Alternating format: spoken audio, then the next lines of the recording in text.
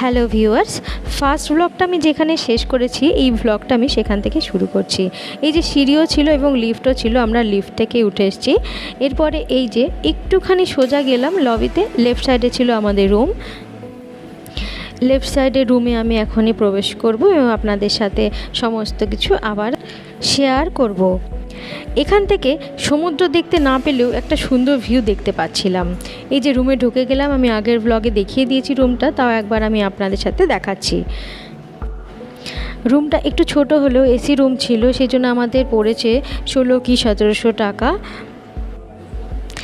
যেহেতু এখন জিএসটি ফেস্টে নিচ্ছে সেই জন্য এরমভাবে দাম বাড়িয়ে দিচ্ছে। জিএসটি ছাড়াই নিয়েছে, অন্যান্য হোটেলগুলোতে জিএসটি নিয়ে 1800 2000 এরম বলছিল এসি রুম। আর যদি নন এসি নিতে চান তাহলে 700 থেকে শুরু হবে, 1000 টাকা 1200 টাকা অবধিও আছে। নন এসি নিতে হলে সেগুলো দেখতে পারেন। আগে তো ওল্ড দীঘাতেই লোকজন বেশি থাকতো, আমি আগে গেছি যখন ওল্ড দীঘাতেই ছিলাম, কিন্তু এইবার নিউ দীঘাতে ছিলাম। এরপর থেকে ভেবেই রেখেছি গেলে নিউ দীঘায় থাকবো। এখানে জনবহুল এলাকা, আপনি সব কিছু পেয়ে যাবেন, সব কিছু আছে এখানে। আদুমা টেলিফোনটা নিয়ে খেলা শুরু করেছে। এই দেখুন, বাথরুমের একটা কর্নারে ছিল এরকম স্নান করার একটা জায়গা, শাওয়ার রয়েছে এবং একটা ঢাকনা দেওয়ার জায়গা ছিল, মানে ওখানে যদি কেউ স্নান করে তো বাইরে জলটা বেরোবে না। এটা আমি আগে দেখাইনি, এই জন্য আরেকবার দেখিয়ে দিলাম। আলমারির মধ্যে একটা ব্ল্যাঙ্কেট ছিল, তার কভারটা আমরা চেঞ্জ করে নিয়েছি। আমি রেডি হয়ে একটুখানি ভিডিও করছিলাম। পেছন দিয়ে আর একজন ঘোরাফেরা করছিল, সে জানে আমি ভিডিও করছি, তাও ঠিক আছে জামা কাপড় পরেই নেবে একটু পরে, সেই জন্য ও রেডি হচ্ছিল। চলুন এবার ঘুরতে যাওয়া যাক। আদুবাবা তো খেলেই যাচ্ছিল, যখন ট্রেনে থেকে নেমেছে একটু ঘুমিয়ে নিয়ে আবার শুরু করেছে খেলাধুলা। ওকে একটু ফ্রেশ করে দিয়েছি, টুকটাক কিছু খাইয়ে দিয়েছিলাম সেরেলাক টাইপের। তারপরে একটা চায়ের দোকান দেখতে পেলাম, আমি তো চা খেতে খুব ভালোবাসি, তো একটা দুধ চা নিয়ে নিলাম। আমি একাই চা খাচ্ছিলাম, ও একদমই চা পছন্দ করে না, তাই চা খায়নি। আমার এলাইচি দেওয়া দুধ চা খেতে ভীষণ ভালো লাগে, আর এরকম মটকার মধ্যে যদি দেয় তাহলে তো আরও দারুণ লাগে। আর এই যে বাচ্চাদের গাড়িগুলো চলছিল, অনেক বাচ্চারা এর মধ্যে খেলাধুলা করছিল। আদৌ এখনও এটা চড়ার জন্য খুবই ছোট বলে আমার মনে হয়, একটু বড় হোক তখন ওকেও চড়াবো। আমরা যখন পৌঁছাই তখন থেকেই নাকি ওখানে হালকা হালকা বৃষ্টি শুরু হয়, তার আগের দিন অবধি কিন্তু বৃষ্টি হয়নি। আগের দিন বলাটাও ভুল, যেদিন পৌঁছেছি সেদিন সকাল বা দুপুর অবধিও বৃষ্টি হয়নি, শুধু আমাদের আসার পরে হালকা করে বৃষ্টি শুরু হয়ে গেল। ওখানকার লোকজনই আমাদের এই ইনফরমেশনটা দিয়েছে। যদি জানতাম যে বৃষ্টি হবে তাহলে হয়তো ভয় পেতাম বা যাওয়াটাই হতো না, সেই জন্য হঠাৎ করে পৌঁছে গেছি এবং বৃষ্টি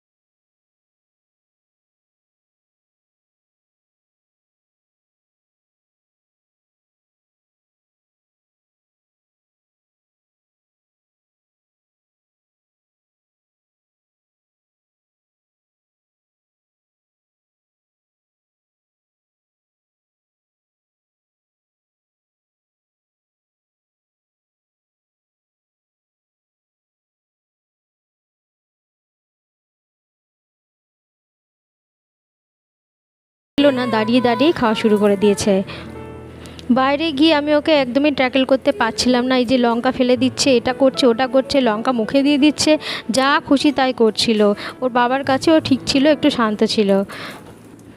খাওয়াটা খুবই ভালো হয়েছে, খুবই টেস্টফুল ছিল রান্না বান্না। আমি ওনাদের বলে দিলাম যে রান্না খুবই ভালো হয়েছে। খাওয়া দাওয়া সেরে ঘোরাফেরা হয়ে গেছিলো।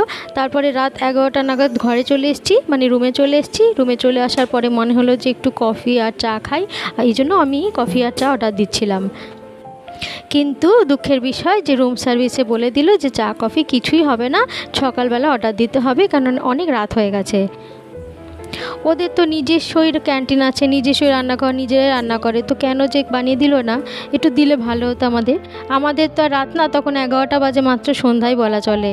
রাত 1টা নাগাদ হয়তো আমরা ঘুমিয়েছি, মানে আমাদের জন্য সন্ধ্যাবেলা, অন্যদের জন্য না। এই যে আদুমা শুরু হয়েছে খেলাধুলা, টেলিফোনটা নিয়ে নিজের ভাষায় কিছু বলছিল, আবার রাখছিল, এই চলছিল ওর। প্রথম থেকে খুবই দৌড়াদৌড়ি করার পরে একটু হাঁপিয়ে গেছিলো। রাত 11টার সময় যখন রুমে ঢুকি সেই মুহূর্তে হোটেলের সামনে এসে ঠিক ধপাস করে পড়ে গেল মেঝের ওপরে।